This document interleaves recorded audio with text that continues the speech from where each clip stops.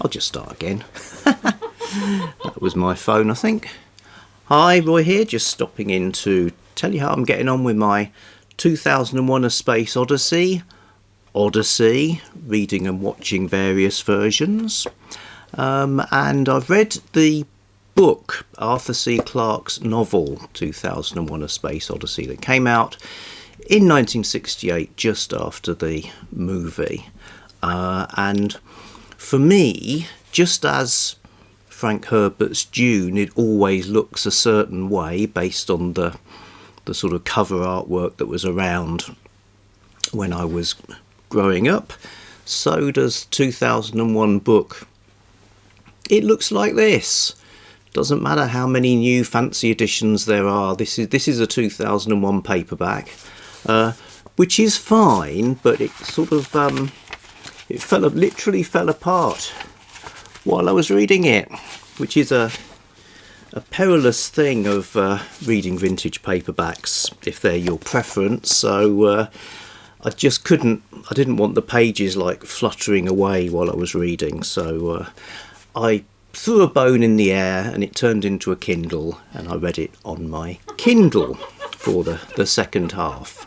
But anyway, 2001 book, short form review, really enjoyed it. I read it before, but like 3/4 of a lifetime ago, I guess. Written concurrently with the development of the movie script, so it's neither a completely sealed off finished book that was turned into a movie or a novelisation. It's sort of somewhere between the two, but like those things, it doesn't exactly match the movie, and certainly doesn't match the style. Okay, so the book is very explainy, whereas the film is very much show, don't tell, almost don't purely visual. Show a lot of the time. Don't show, don't tell. Don't speak. Let them figure it out. There is a sort of, the main bit of explanatory stuff in the movie is real blink and you miss it sequence, and it's almost like if you wanted, I know it's like a famous milestone of cinema, but you could see the movie as being like a trailer for the book, because it's like movie, unconnected scenes or apparently unconnected scenes, massive jump cuts, etc. The narrative thread, you got to figure out, you add that in yourself. Whereas in the book, it's much more straightforward and happens in unfolds in the way novels unfold. You don't have so much of that sort of estrangement. Well, there's things the film can do that a book couldn't do. Well, quite, yeah. So and vice versa. The film goes very much towards the visual end of the spectrum, and the book can give you the concepts and kind of unpack them. So different animals. I mean, it occurred to me that if 2001 was a Christmas movie, if Stanley Kubrick had worked for Hallmark, which would be really good. That would be brilliant. Have a Chocolate Orange, his famous movie, or Dr. Christmas Love. If it was a Christmas movie, it would be like from the viewpoint of a child, like amazed at everything that's happening. They've never seen these things before. It's a little bit frightening. It's kind of awe-inspiring, and sort of you never know what's coming next. Just like Christmas. Whereas if Arthur C. Clarke wrote a Christmas book, he'd explain the origins of the whole thing, the sort of anthropology of gift giving, how much the presents cost and how they arrived at the house and all that kind of thing. That's the difference. And Clarke, as an author, is very much the voice of God type of writer. So the author has some kind of magisterial overview of all of time and space and can tell us about it, from primitive man through to the imagined future of 2001 and from Earth to beyond the stars. Knows everything, tells us everything, sometimes throws in little witticisms and bits of banter because he's that kind of author voicer. I mean, it's quite an old book. So it's being written about 60 years ago. 60 years before that, it was Edwardian times. And, writers then, would be very much telling you things from their own kind of godlike perspective. So it's kind of old school. It's as well as being the voice of God, it's the voice of an Englishman. There is a pot of jam mentioned at one point. In space. Jam in space. Excellent. What flavour? Strawberry. Of course it is. Well, it might have been raspberry. Not sure. So you got a joined up narrative. You got the awesomeness of concepts more than the awesomeness of visuals.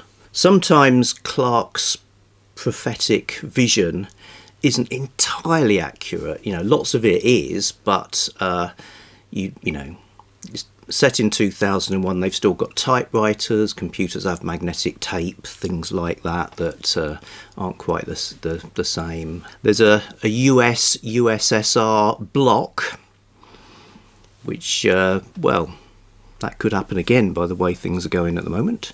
So as it was unfolding in this kind of old school hard SF procedural way, I was wondering, are we going to get, like in the movie, the kind of spectacular finale that's really jaw-dropping and spectacular? And we actually do. I mean, you actually get other things as well. So as well as it's like a bit of an expansion of the movie. There are some extra sequences, some of which are really good. There's a journey through the rings of Saturn with sort of lots of great writing about how that looks and feels. And yes, the culmination is spectacular, and he doesn't undercut that with any of his sort of voice of God business. It's like, wow, this is great. I can't imagine what happens next. I know there's other books and so on, another movie, but it works well completely of itself. I'd say someone who hated the movie could well enjoy the book, and vice versa. So lots I liked about it. The only thing I felt was, when I got to the Kindle one, for an ebook coming from a mainstream publisher, errors like the old hyphens instead of dashes, that always gets my goat. And sort of, it looks like at some point they've used optical character recognition because the astronaut's skin becomes his skirt in a surprise move. Maybe it's skirt like you get your cheap cut of beef. Yeah, that's even more horrible. Yeah. Sorry everybody for that. Also, so yes, 2001 book now read. I've acquired some other books, so commenters have kindly recommended the Making of Kubrick's 2001 book, which I did read this. In fact, as a teenager, I remember enjoying this slightly more than the novel. I had forgotten how much of a non-standard book this is. It's very much a kind of pop culture artifact in itself, written as a very much a sort of montage kind of way. Lots of interesting stuff, huge photo section, for people who couldn't at the time, you weren't watching this came out pretty early on. Not many people would be able to rewatch on video, etc. So you could kind of relive the movie as well and get lots of different perspectives too. Same goes for Lost Worlds of 2001. Gavin from Genre Books was telling me about this, and he's read the whole thing. I've only dipped into mine, but that's great as well. So you're getting Clarke giving you insights into his sort of viewpoint on the creation of the movie, and there's also sort of alternative endings and things like that. So interesting stuff there. And I discovered, so we've got the Space Odyssey with its 4 books. There is also a Time Odyssey with 3 books by Arthur C. Clarke with Stephen Baxter. I don't usually get on with Stephen Baxter books. It's me, not him, but we'll see. I mean, I like the idea of a Time Odyssey.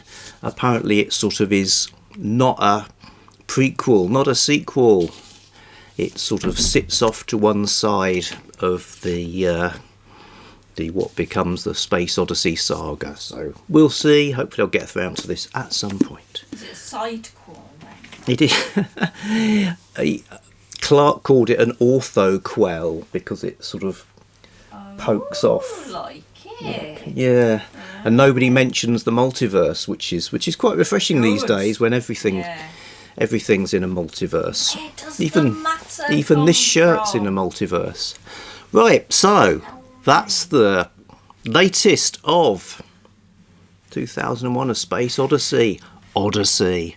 Next up, we fast forward to 1976 when comic books appear of 2001. So we'll see how that goes. Cheers, everybody.